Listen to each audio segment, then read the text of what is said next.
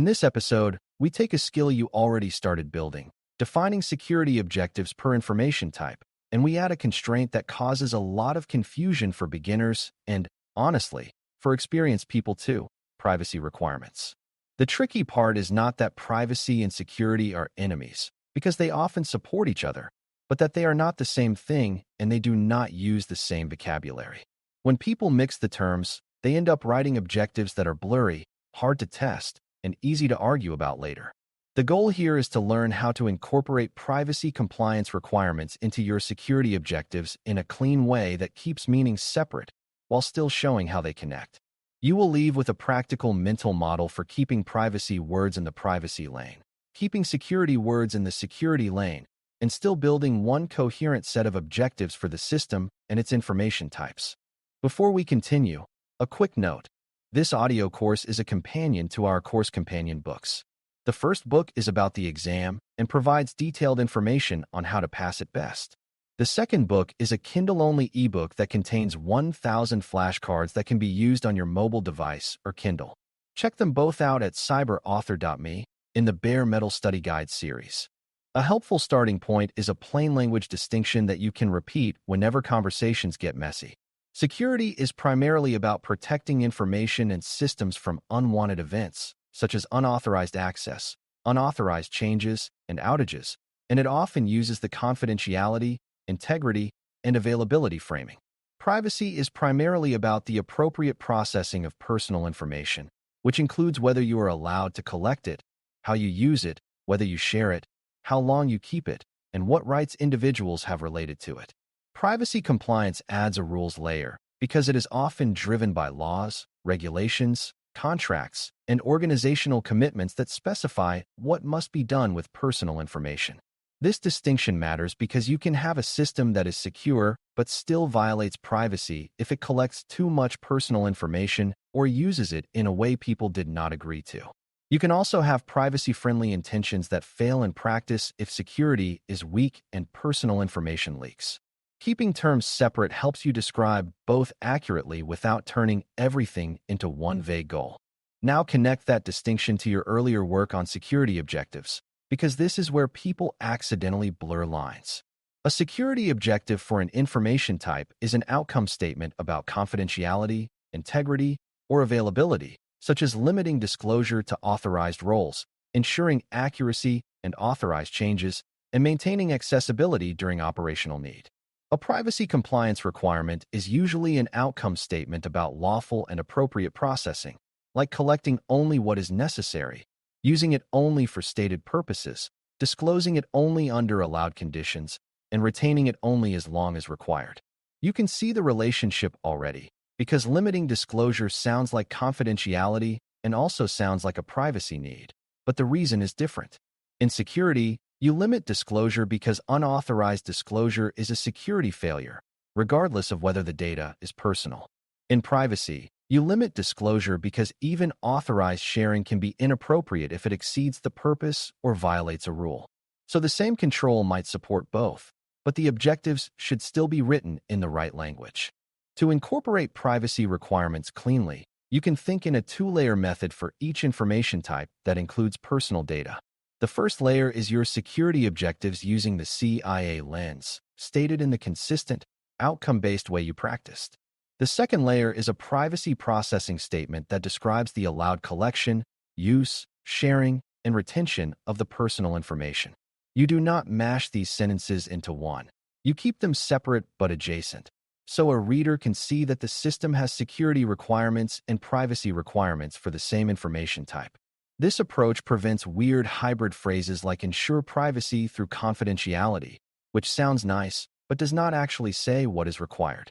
It also makes assessment easier, because security testing can evaluate whether confidentiality, integrity, and availability outcomes are achieved, while privacy reviews can evaluate whether processing aligns with rules and commitments. Separating the language makes it more defensible and more testable. A common beginner mistake is to treat privacy as just another word for confidentiality, as if privacy equals keep it secret. Confidentiality is a major part of privacy, because personal information should not be exposed to people who should not have it, but privacy goes beyond secrecy. Privacy includes purpose limitations, meaning you should not use personal information for unrelated activities just because you have it. Privacy includes data minimization, meaning you should not collect extra personal information just in case it might be useful later. Privacy includes retention limits, meaning you should not keep personal information forever because storage is cheap. Privacy also includes transparency and individual rights in many contexts, such as giving people access to their data or allowing corrections, depending on the rules that apply. If you reduce privacy to confidentiality, you will miss requirements that affect system design and operations, like whether the system should even store certain fields or how long logs may keep identifiers. Another common mistake is to write privacy requirements using security terms, which can make privacy needs disappear. For example, someone might say confidentiality must be high for customer data, but what they really needed to say was that the organization is only allowed to use customer data for account management and support, not for unrelated marketing. That is not a confidentiality statement. That is a purpose statement. Someone else might say integrity must be protected, but what they really needed to say was that individuals must be able to correct inaccurate personal information, which is a privacy right or obligation in some contexts. Security integrity is about preventing unauthorized or undetected modification, while privacy accuracy obligations are about ensuring the data is correct and up to date for fair use. These can overlap, but they are not identical, and mixing them causes misunderstandings. Your job in governance work is to choose the right word for the right idea so the requirement is not lost in translation. Let's ground this with a simple example of an information type: customer identity and contact information, such as name, email address, phone number, and account identifiers. A security objective for confidentiality might be that only authorized support and account management roles can access it, and that exposure outside those roles is unacceptable. A security objective for integrity might be that changes are authorized, traceable, and protected from tampering, because wrong contact info can cause account takeover risk and business disruption. A security objective for availability might be that the information is accessible during business hours and critical workflows so customer support can function. Now, the privacy layer might state that the organization collects only the contact details needed for account management, uses them for support and notifications, shares them only with approved service providers under defined conditions, and retains them only as long as required for the account relationship and legal obligations. Notice how the privacy layer did not replace the security objectives. It added processing constraints that security alone would not express. This separation also helps when you deal with information types that include both personal and non-personal elements. Many datasets are mixed, like transaction records that contain amounts, dates, and product details along with customer identifiers.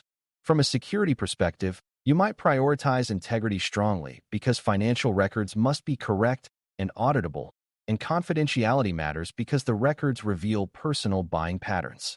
From a privacy perspective, you might focus on purpose and retention, such as using transaction history for billing and compliance, but not for unrelated profiling, and retaining it according to defined legal and business rules.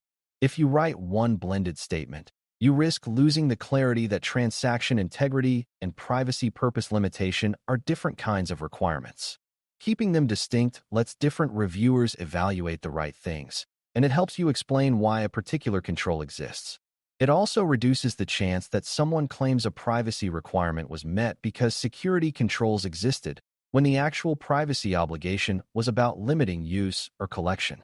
When you incorporate privacy requirements into security objectives work, you also need to pay attention to roles and responsibilities, because privacy often introduces specific accountability needs.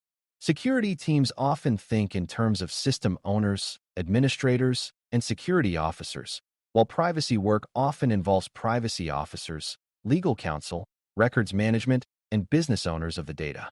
If you keep terms separate, you can assign responsibilities more cleanly, such as security owning access control and logging to meet confidentiality and integrity objectives, while privacy governance owns rules for collection, sharing, and retention. There will be collaboration, because implementing retention rules might require technical controls, and enforcing purpose limitations might require role-based restrictions, but ownership clarity helps prevent gaps. When responsibilities are fuzzy, people assume someone else is handling it, and that is where compliance failures tend to hide. Writing objectives and privacy processing statements side by side makes those ownership questions visible early. A subtle but important point is that privacy requirements can change the security objective priorities for an information type, even if the security language stays the same. If a privacy rule limits collection, the system might store less personal data, which can reduce the impact of a confidentiality loss. If a privacy rule limits retention, the time window of exposure shrinks, which can also reduce risk. If a privacy rule requires data to be correct, then integrity outcomes become more important, not only to prevent tampering, but to prevent unfair or harmful decisions based on wrong data. If a privacy rule grants individuals access rights, then availability and integrity of those records can become important because people must be able to obtain and trust what is provided. These influences are real, but you handle them by adjusting the reasoning and the impact analysis, not by rewriting privacy ideas as if they are security objectives. The separation still holds. The connection is in how you reason about priorities and impacts. Another area where mixing terms causes trouble is when people try to treat anonymization or de-identification as a purely security measure. Reducing identifiers can be a privacy strategy because it reduces the link to individuals, but it can also be a security risk if done poorly, and it breaks integrity or accountability needs. For example, if you remove identifiers from logs, you might make incident response harder because you cannot trace actions. If you pseudonymize data, you might still have a relinking key that must be protected, which becomes a new sensitive information type with strong confidentiality needs. The correct approach is to treat de-identification techniques as part of privacy processing decisions and data handling requirements, while recognizing that they create new security objectives for the transformed data and any keys or mappings. Keeping terms separate prevents you from declaring privacy solved because data was masked, while ignoring the new security risks created by the masking approach. As you write your documentation, aim for language that is testable and defensible, because that is where mixing terms becomes most obvious. A testable security objective is one where an assessor can reasonably check whether access is limited, whether changes are controlled and traceable, and whether availability expectations are met. A testable privacy processing statement is one where reviewers can check whether collection aligns with stated purposes, whether disclosures are governed, whether retention follows defined schedules, and whether rights requests can be fulfilled if applicable. If you write a blended objective like ensure privacy and confidentiality for customer data, no one can test that in a meaningful way because it does not say what actions are required or what outcomes are expected. Keeping separate statements forces you to be specific, which feels harder at first but saves enormous time later. In compliance work, specificity is kindness because it prevents rework and disputes. To keep yourself from mixing terms, use a quick mental checklist whenever you write a sentence.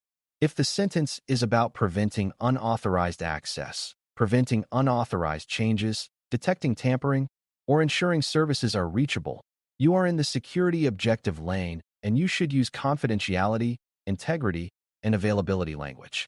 If the sentence is about whether you are allowed to collect the data, what you can use it for, what you can share, how long you can keep it, or what rights people have, you are in the privacy lane and you should use processing language like purpose, minimization, retention, disclosure, and rights. If you find yourself using words like privacy while describing encryption, you may be mixing lanes. And if you find yourself using confidentiality while describing purpose limitation, you may also be mixing lanes. The solution is not to avoid overlap, because overlap is normal, but to describe overlap by linking two separate statements rather than creating one hybrid one. This simple discipline keeps your documentation clean and helps stakeholders understand exactly what is being required. By the end of this lesson, the main outcome is that you can incorporate privacy compliance requirements without turning security objectives into vague catch-all promises. You define security objectives per information type using confidentiality, integrity, and availability outcomes, and you define privacy processing requirements for personal information types using lawful and appropriate processing language. You keep them adjacent so the relationship is visible, but you do not mash them together because blended terms are hard to test and easy to misinterpret. When you do this well, control decisions become more grounded because you can say which controls support security outcomes and which controls support privacy obligations, and where one control supports both. That clarity reduces surprises during assessments and reviews, and it also helps the organization behave consistently, which is ultimately what both security and privacy are trying to achieve. Thanks for listening.